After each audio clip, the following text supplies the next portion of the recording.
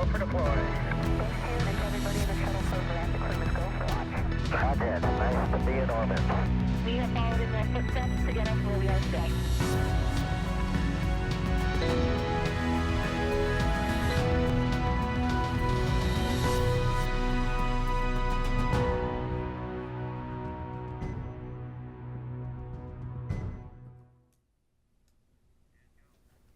Good morning, I'm Faith Mackey with NASA's Office of Communications, and thanks so much for joining us. Participants in today's press conference will include NASA Administrator Bill Nelson, NASA Associate Administrator Jim Free, Program Manager of the International Space Station Joel Montalbano, as well as NASA's Commercial Crew Program Manager Steve Stitch. After brief opening remarks from each of our speakers, we will gladly take questions in the room and over the phones. Now we'll have our opening remarks from Administrator Nelson. Well, we're here for Crew 8, which is now the 9th launch of Crew. The first, Doug and Bob, having done the test flight. And this mission to the ISS really has a lot of exciting science that they are doing. There are some 200 science experiments. And a lot of the stuff dreamed of in the old days is just coming to fruition. The use of protein crystal growth, the medical research into the use and growing of stem cells in microgravity. All of these breakthrough research, not only toward helping find cures for cancer, but things like bone loss, osteoporosis, even some things having to do with medical research with regard to the brain. So I think we are at the point that we are just seeing the amount of time that a crew is able to dedicate themselves to the science experiments. We're finally seeing those experiments utilizing the property of microgravity coming into its own. I can get into detail on some of this, but just last week, as a matter of fact, we did a direct link up to talk with the crew about some of their scientific research. There are obviously a lot of other things that are going on here. We had the third private astronaut mission, and that increasingly is giving us science that they are conducting on the station.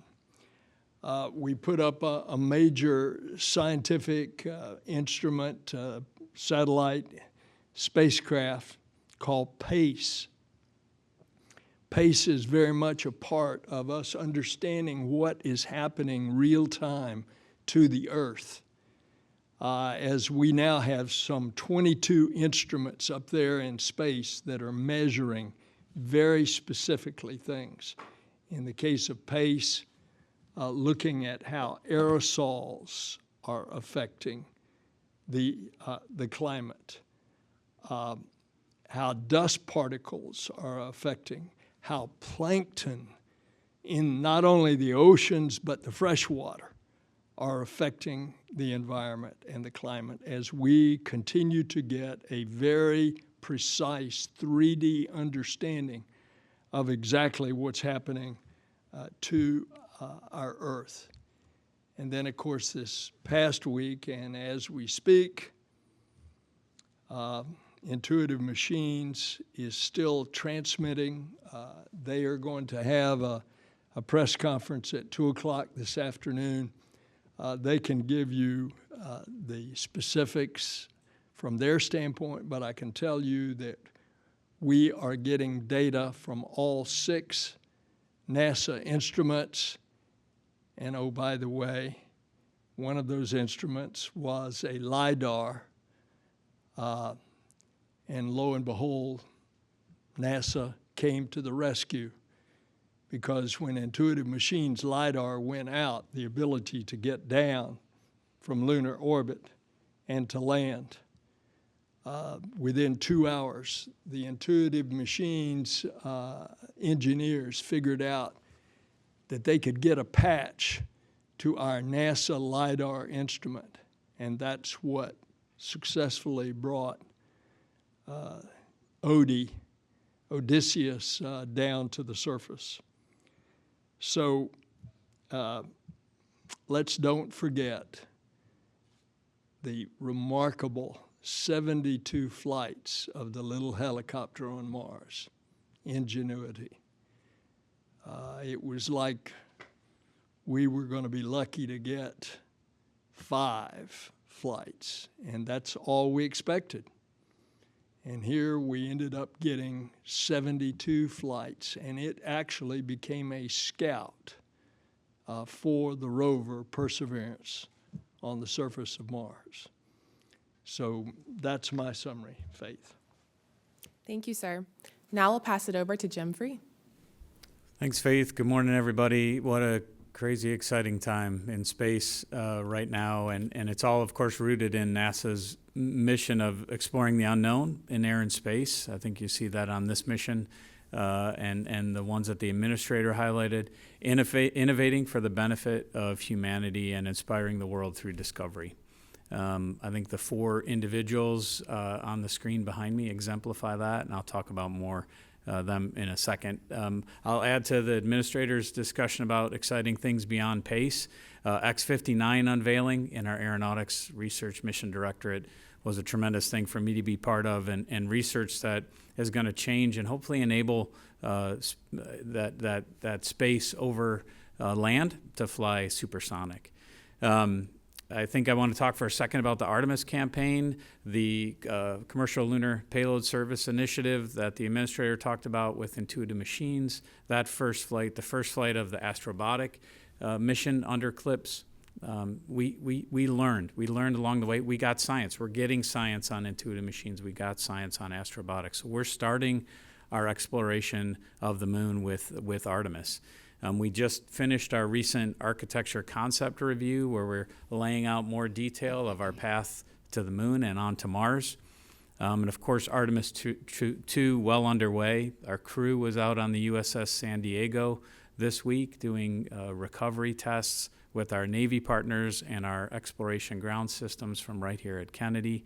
The hardware for Artemis 2 continues to process well. The crew module, we talked about some of the challenges in the crew module with the battery and the heat shield. We continue to make progress on both of those. Tough technical problems, but working through.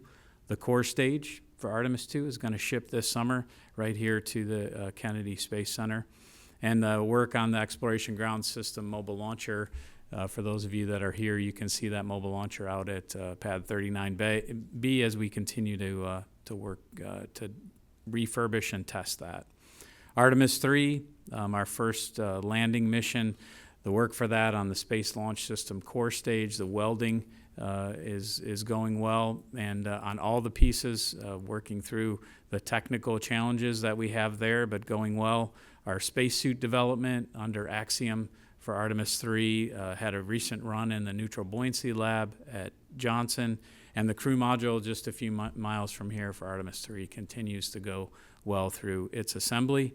And our human lander, we talked about big milestones technically this year with our service provider there in SpaceX. Our next big milestone is the propellant transfer mission, so we're looking forward to that next Starship launch. International partner-wise, we brought on the United Arab Emirates to provide the airlock for Gateway, a huge capability that will be added to Gateway and another international partner on the program, and then the Artemis Accords with recent signatories by Uruguay and Greece. Today we're here to focus on this incredible Crew 8 mission and those 4 individuals that I talked about, I mentioned with Matt and Mike and Jeanette and Alexander. Their mission will continue to further our understanding of how humans learn and behave in space and their bodies respond. Our scientific exploration from station is incredible. We heard a great briefing at the Flight Readiness Review on eco-stress, which is a canopy temperature measurement to understand how we're affecting climate. And it's all critical to our lunar exploration. We need all of these to come together to understand how people and technologies and systems will behave when we go on longer duration missions. I want to personally thank the crew for their work, their sacrifice that they've made of their time to train and be ready for this mission, and certainly what they're going to do on orbit. And of course, our focus is always on flying safely. That is decisions that we leave to our technical teams that you'll hear from Joel and Steve here in a moment. But ultimately, that's our measure, is how safely we fly, and we take care of the people that have been entrusted to us. All right, next month, we'll launch an astronaut from Russia on a Soyuz, and then in April, we're targeting the first flight of Starliner. So 7 crew members going up, 4 coming home, all of which we need to put their safety first, especially when we look at the new vehicle with Sonny and Butch looking at that, and I know Stitch will be taking care of them as well. So I'm also excited. Next week we have astronaut graduation down in Houston, which will be the next set of crew members that will be in line to support the great missions that we're planning. I do want to take a minute to congratulate Joel on his new role as the deputy in our Space Operations Mission Directorate, an incredible leader for the space station program, and Dana Weigel will follow in Joel's footsteps. Dana's been Joel's deputy, and she's going to do tremendous in her new role as well. So with that, Faith, I'll hand it back to you. Thanks, Jim. I'll now pass it over to Joel Montalbano. All right, well, thank you guys for joining us today. As everyone knows, we're looking for a launch early Friday morning Eastern time. That sets us up for a docking to the forward part of the International Space Station early Saturday morning. Right now we're targeting 7 a.m. Eastern time.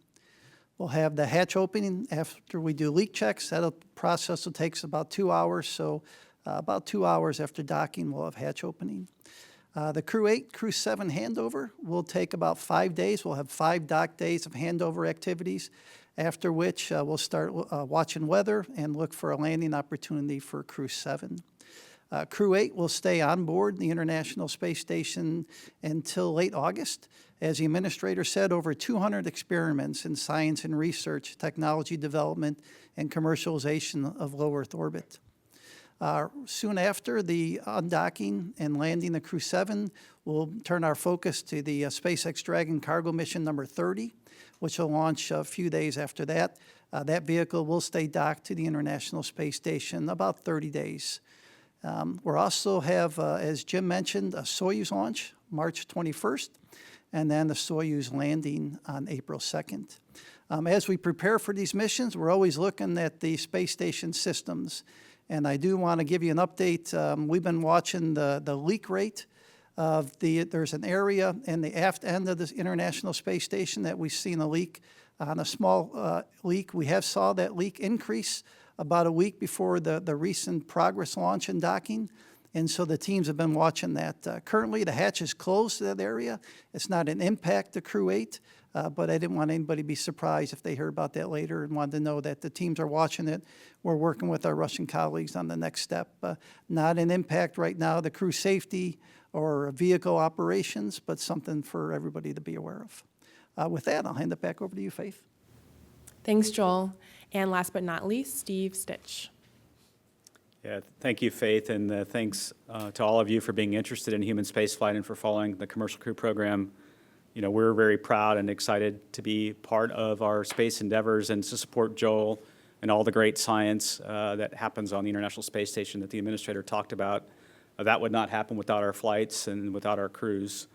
We're excited to be getting ready for the Crew 8 launch, still on track for 12:04 a.m. on March the 1st, our first launch opportunity. I talked after the flight readiness review about a couple of backup opportunities. It's been a busy time down here. I mean, the crew's been down. They got in Dragon on Monday evening and checked out all the systems of Dragon. We rotated the seats in Dragon, got to go through all the displays, practice the countdown, closing the hatch, closing out the vehicle and doing some pressure checks. That all went really well with Dragon. The next day, Tuesday, we actually hot-fired the Falcon 9 first stage. All 9 engines did the normal 6-second static fire time. We did see an indication on engine 6 on one of the components that was a little out of family with what we had seen in previous flights, so we swapped out that component. The component we removed has been sent to Hawthorne for some checks and to make sure it's okay. The new component is installed and is working just fine. We've done checkouts of that, and so we're really ready to go fly. We are watching the weather very carefully. The launch weather looks really favorable for Friday morning's early launch. I would say the abort weather is what we're watching very carefully. We have to have weather along the East Coast ground track to be acceptable for launch, and so that weather right now is not looking as favorable as we'd like. We'll do another weather briefing tonight, and then we'll take a look at the weather again. So we have several opportunities, and so we're just taking it one step at a time relative to weather. We will have the launch readiness review this evening at 8 p.m., and so we'll close out some of the final items coming out of the flight readiness review that we talked about on Sunday, and so those are all on track for closure. Really excited to go fly Endeavor. This is the 5th flight of Endeavor, so we've taken a lot of extra time. It's our fleet leader to go through all the systems, in particular the prop system, just to make sure we're really ready to go fly and excited to go do that. As Joel said, on the heels of Crew 8 for us and Crew 7 in return, we have the CFT, the crewed flight test mission, the flight tests with Butch and Sunny. We're excited about that flight. Over at Pad 41, ULA, the United Launch Alliance, is preparing the rocket for launch and installed the solid rocket motors and going through the processing for that vehicle. In the factory over at Boeing, the Starliner spacecraft is pretty much closed out. We've loaded the fluid for the cooling system. The next big event really is to load propellant on the crew module and propellant in the service module, and that'll happen in mid-March. And what we're doing with the 2 flights is we're watching our flight and the readiness of freeing up the port on station, and we're going to work hand in hand with Joel on the right decision points to go fuel Starliner. As Joel said, it's a busy time, so we may adjust the date. Right now, we're targeting the crewed flight test in late April. I would say in Commercial Crew, we're also proud to support exploration and do what we can to help the Artemis program. We're going to fly an Orion drink bag for the first time for the crew to use on Crew 7 return, just to test that technology out ahead of Artemis 2. And then if you look ahead at the Boeing vehicle, the NASA docking system that we fly on the Starliner vehicle is the same technology that Orion will fly for docking for Artemis 3 and future flights. And then also the Starliner parachute system is really a derivative of the Orion system. So as we fly our flights, we get data for exploration as well. So we're happy to be here, and I'll turn it back over to you, Faith. Thanks so much. We'll now go ahead and open the floor for questions. I ask that you please identify your name, your outlet, and to whom your question is directed. We do have people in the room and on the phone lines, but we'll start with any questions that we have in the room, and please wait until you are handed a mic. Hi. Hi, thank you. Ken Kramer, Space Up Close. Thanks all for being here. What a great panel. Could ask everybody a question. And Joel, congratulations again. But let me focus on Bill and Jim right now. I'd like you to expand upon IM-1, the results, how important that is for commercial lunar landing and for Artemis, paving the way to returning our astronauts. Tell us more about why this is so important and what's the future? Is Viper going to launch by the end of this year? Thank you. Remember that you're going to get details at 2 o'clock this afternoon. And the details appropriately should come from Intuitive Machines. From NASA's standpoint, all of these commercial landing missions, CLIPS, become scouts for us before we land on a very hazardous part of the moon. The South Pole is pockmarked with craters. And because of the angle of the sunlight, those craters are constantly shadowed in darkness. and therefore the landing has to be very, very precise. And so all of the data that we are going to get from these CLIPS missions before Artemis 3 ever touches down is going to be extraordinarily valuable. And each of these NASA instruments of the 6 are all a part of getting additional data that we need before we have humans land on the South Pole. Jim? I think you said it well, sir. I'll add one example. One of the payloads on Intuitive Machines and what we hope to learn on future ones has to do with plume surface interaction. And that's important to us of how the regolith behaves as a lander goes down. Obviously, it's size dependent, how much rocket exhaust you're throwing at the surface. But that's very important to us as we think about where we're going to put our future Artemis elements. We have to be careful of the proximity of where our lander is going to come down so that we don't contaminate, for instance, a habitation element. But as that distance grows, that means the crew either has to be transported there or they have to walk. So that trade is important to us in the architecture, and it's informed, as the administrator said, by these early missions, for one example of a technology. And by the way, it's cheaper. Now we leverage the few little nickels that we have by getting the commercial industry to foot some of the bill. And so we put down incentive money to the corporations, and then they take it from there. And oh, by the way, what's the incentive for them? They've got seed money, and then what they are doing is they're producing a lunar economy as they continue to grow and continue to experiment and invent. And a good example of how we are sharing the cost of the entire exploration program is we go back to the moon not only with commercial partners, and that's certainly true in the Artemis program, but we go back with international partners. And there are substantial international investments in each of the steps as we go back to the moon. So all of this is leveraging what we are able to get out of the Congress and to do all the more with.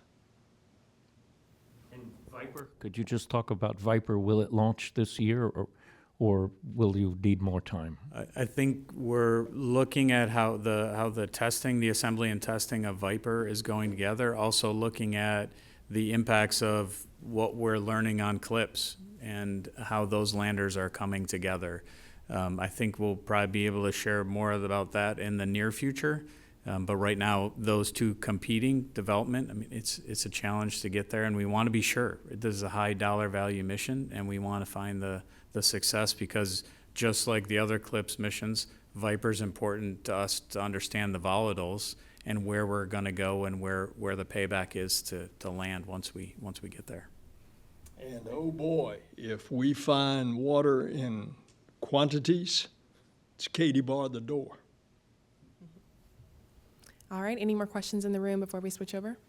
Sure. Hi, Brett Tingley, Space.com. This is a question for Steve Sitch.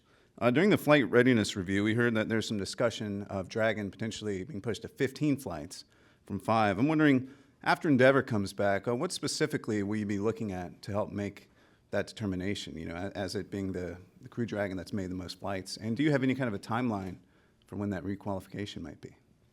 Yeah, good question. So we are right now embarking upon what we call, our extended Dragon certification. We're getting data. SpaceX is in the middle of doing extra qualification on every single component.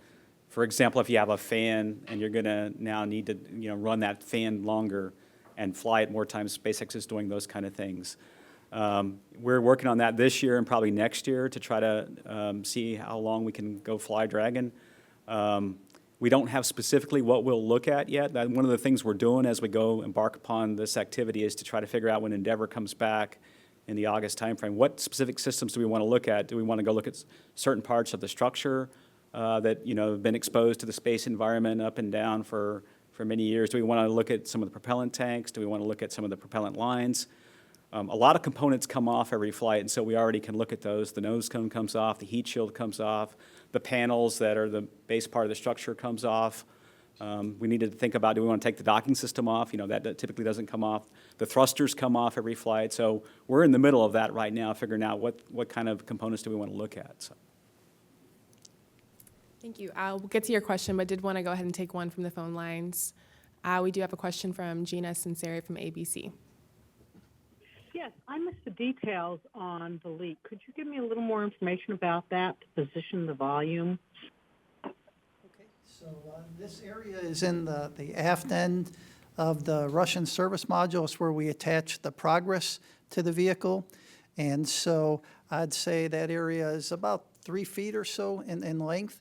It's we've been watching this for a while. This isn't this area has had some leaks. In fact, we've repaired a couple cracks in that module part, and we've done some other areas of interest. So we're continuing to watch that, but that's where we saw it. When we close that hatch, the rest of the space station, the rest of the Russian modules, the rest of the U.S. modules, European, Japanese, everything is solid.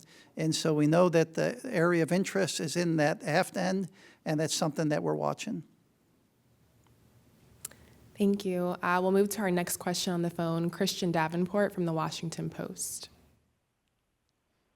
Hi, thanks for doing this. Chris Davenport from the Washington Post. I guess this is for the administrator or maybe Joel, because that has to do with the station.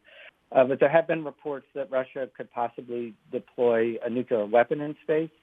John Kirby at the White House has said this would violate possibly the Outer Space Treaty. I'm just wondering, how much of a concern is this for NASA, given the threat it could pose to the ISS? And wondering if you had any conversations with the Pentagon or even your Russian counterparts about it, and how it might affect NASA's relationship with Roscosmos going forward. Thank you. Christian, it does concern me because naturally, if those newspaper reports are true, then we would be concerned about the safety of our astronauts on the International Space Station and our foreign astronauts, which would include the Roscosmos cosmonauts. We would be concerned as well about our satellites, NASA satellites. With regard to your second question, to what degree do we have discussions about this? I can tell you that it's our responsibility at NASA to be aware of most everything that's happening when it comes to the safety of our crew, and we will continue to have that. On any details with regard to it, the thrust of your question, you need to refer that to the White House and Admiral Kirby. All right, we'll do one more phone before switching back over to the room. We have Marcia Dunn from the Associated Press. Yes, hi. If I might also ask the administrator about the Odysseus lander. Sir, I'm not sure a sideways landing would have been considered a success during the Apollo program, nor would a sideways landing by a future Starship on the moon. The Odysseus mission has had a share of challenges. If you could please put all these issues, challenges it's had into context on how America should view this mission, maybe a partial success. Thank you. Odysseus is a success. From NASA's point of view, there's a big difference on landing a crew and landing a bunch of instruments. And where the instruments, now we are in the Friday, Saturday, Sunday, Monday, Tuesday Wednesday. We are in the 6th day of what was planned as an 8-day mission. And we're still receiving data. So from NASA's point of view, and we're getting data from all 6 of our instruments, and they'll tell you at 2 o'clock this afternoon the rest of the payloads on there and what data they're getting. I consider this, from NASA's perspective, a success.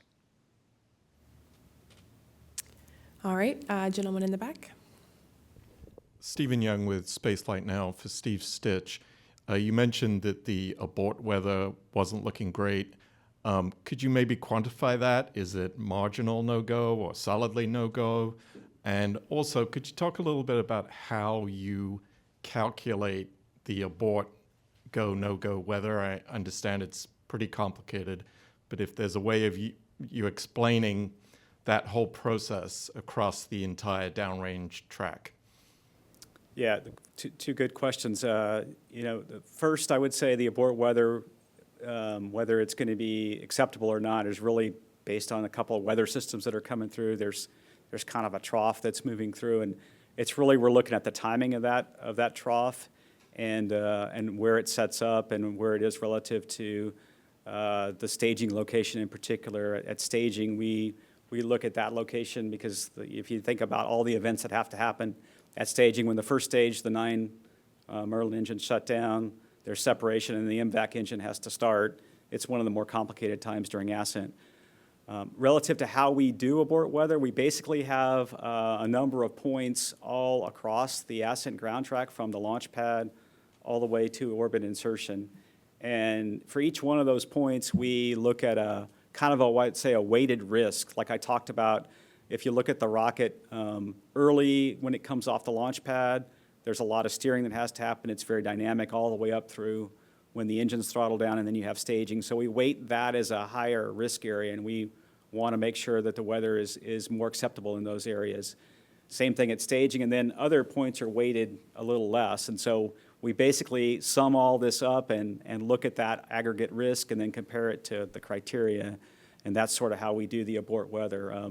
It's not easy. Every flight is a challenge. We'll watch the weather carefully. We'll have the weather briefing this afternoon, or I guess it's really this evening, and then we'll make the right decisions and we'll go fly when we're ready. So. And as far as how you would rate it currently, is it marginal or? I would say it's marginal right now based on the forecast. Yeah. And when would you make a decision?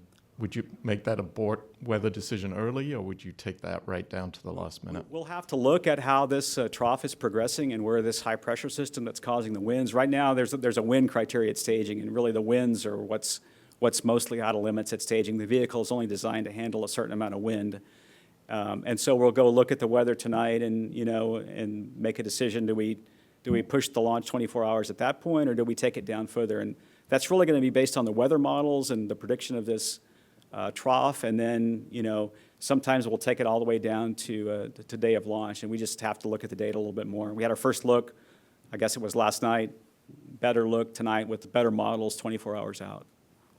Thanks for your question. Back over to the phone, we have Jeff Faust from Space News. Good morning. Quick question for Joel to follow up on the ISS leak.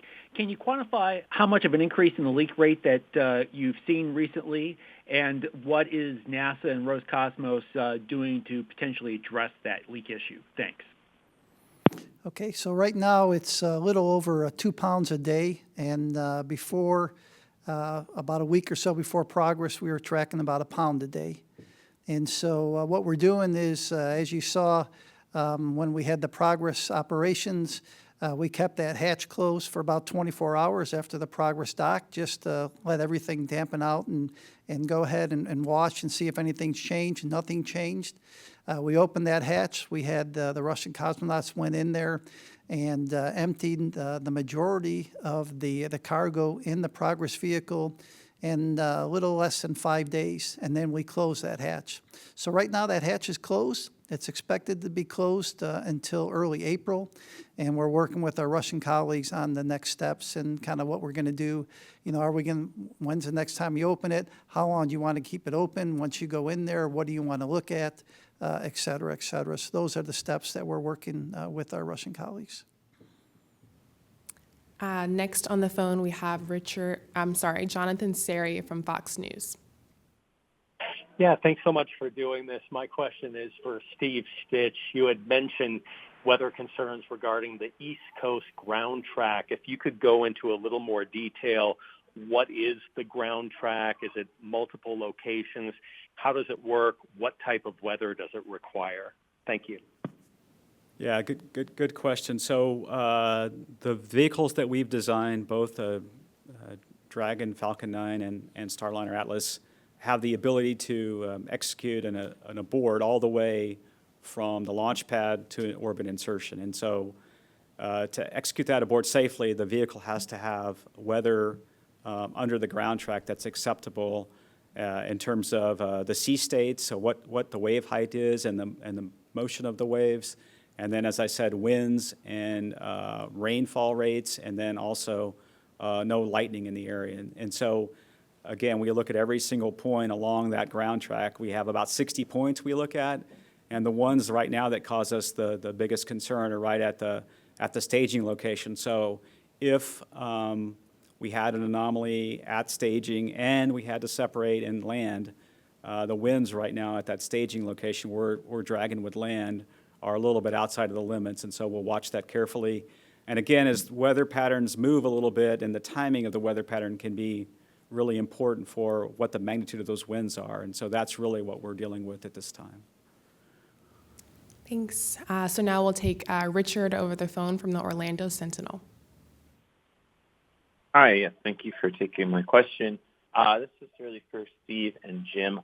I was curious about the percent of the astronaut corps that are actively training with Starliner. I mean, at this point, we have Starliner 1 potentially next year. And I know on a previous call, it was mentioned that Crew 10 was targeting the spring. I didn't know if that was misspoken or Starliner was in line to potentially be the early mission next year, or if it had really fallen to the end of 2025, assuming everything goes well.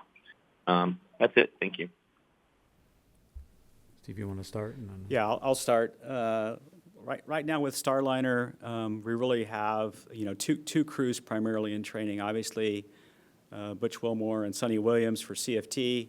Mike Fink is the backup astronaut for that flight, and so they've been in training for quite some time. And then we also have the Starliner 1 crew that's been training for that mission. Right now, that mission is scheduled for, we have that scheduled for February of 2025, and right now we have the Crew 10 mission kind of at the same time. And so our plan is to really watch the progress of how Starliner 1 is progressing with the hardware build and the certification products. If you remember, just like we did for Demo 2 to get to our Crew 1 flight, for that test flight for CFT, we have a certification process that we go through after that test flight to get to the first Starliner 1 mission. And so we'll do that toward the end of this year. We'll also watch the performance of the crewed flight test and how well does that mission go, what kind of learning was there on that mission, and then we'll have to make a decision. So we can carry it down a little bit further in terms of processing both at the same time and then make a decision towards CFT. And I just add, the crews are part of the Johnson Space Center under Vanessa Weish's leadership, and part of the Flight Operations Directorate under Norm Knight and the Chief of the Astronaut Office, Joe Acaba. And that astronaut office is broken up into various branches that support different vehicles, operational missions, and then Artemis as well. The intention is for the crew to weigh in on the design and the operations of the vehicle. So I know the administrator said it before, right? We're at headquarters aren't part of the crew selections. That's all JSC, but it's broken up that way in order to get the expertise of these crew members that we're entrusting to fly in the future on the development of the vehicles, and then it's broken out by mission as the crews are named. Thank you. We'll take your question in the room. Eric Lipton from the New York Times. Just wanted you to reflect upon the fact that here we're at the 9th flight of the Dragon for the Commercial Crew Program, and March 12th you're talking about having the 30th commercial resupply mission. And just to for the administrator to reflect upon the the routineness of this. I mean, of course, there's always risk associated with every flight, but just reflect upon where we're at in terms of commercial space, providing this role for NASA. If you could just pause and reflect upon this moment we're at right now. Well, let me take you all the way back to Kennedy's speech at Rice Stadium, in which he said, we go to the moon and do other things, not because it's easy, but because it's hard. Space flight is hard. Space flight is risky. So whether it's commercial, or if it's the SLS, which is NASA, the landers, which are commercial, whatever, it's risky business. What you never want to get into is the thrust of your question, which is that it becomes so routine. And that's why at NASA we are insisting with our employees and our contractors that safety is primary. We hammer this home all year, but particularly at the time of the Day of the Remembrance, which is sometime in late January, early February, commemorating the terrible loss of 17 astronauts as a result of a lack of safety. And yet, it almost seems routine to the uneducated eye that SpaceX is putting them up one after another. This past year, SpaceX has launched almost 100 launches. I expect that next year they're going to well exceed 100 launches. Clearly, the entry of SpaceX by having the return of the first stage has brought the cost down significantly. That has affected the entire launch industry. We'll be seeing attempts at bringing the second stage down on some missions. And as a result of that, you never want to get into the frame of mind that it is so routine that it's like getting in your car and taking a Sunday afternoon drive. And oh, by the way, that was the frame of mind that shocked the nation on January the 28th, 1986, when Challenger blew up in the Florida sky. The nation was in disbelief because the space shuttle for 24 flights had seemed so routine. That's not the case of space flight.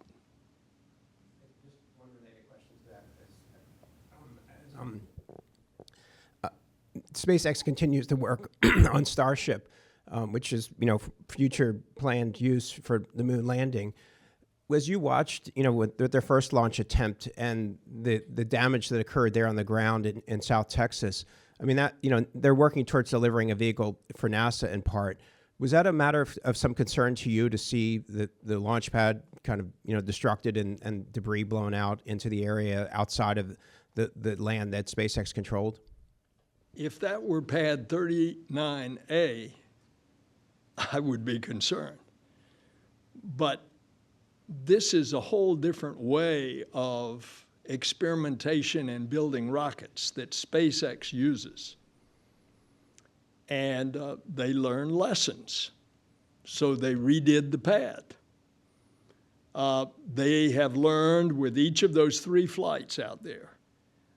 They have, 2 flights coming up on the 3rd, they've learned lessons. And that's the history of the Falcon 9. They started out with the Falcon 1, and it'd blow up, and they'd fly it again, and they'd figure out what happened to the first one, and they'd figure it and fix it. And look at what has resulted. They had one either commercial launch or something that blew up after it had, and they realized they had mistakes there. They fixed that, and they've had this enviable record. But every time we launch, it's white knuckle time, and especially if humans are on top. Thank you so much for your question. We'll take our very last question from Jim Seigel at nasatech.net on the phone. Hi, everybody. Jim Siegel from nasatech.net. Thank you for taking my question. I was curious about the time that the astronauts are spending with their families and whether they, in fact, at this point in time are still with their families, and when will they say their final goodbyes to each other before the launch? Thank you. And so this is Joel. I'll start, and then anybody else can add. And so they are still spending every day some time with their families. As you know, we have a quarantine process, and the immediate family has quarantine with the crew members. And as Emily explained after the flight readiness review, we have grades of quarantine for other people that need to do and meet with the crew. So they'll say their final goodbyes up until they leave crew quarters. So when they leave crew quarters, they'll get into the cars and they'll be waving to their family and saying their last goodbyes. And then once they get on orbit, we have a pretty cool capability on the International Space Station where they can make a phone call to their families and actually anyone else they want to call. And so we keep good contact, making sure that the crew members and their families are tied up not only pre-launch, but during their mission is really important to NASA, and it's something that we've excelled at. By the way, I'd like to put an amendment to your question. It's not a final goodbye. It's a see you in 6 months. Well, that's a great way to wrap up for today. I want to thank all of you for joining, thank our participants, and for those of you who asked a question. Shortly after we conclude this morning, you can listen to a replay of the press conference online. Thank you again for joining us. Crew 8 launch coverage begins Thursday at 8 p.m. on nasa.gov/TV and NASA Plus. So we look forward to you joining us, and go Crew 8.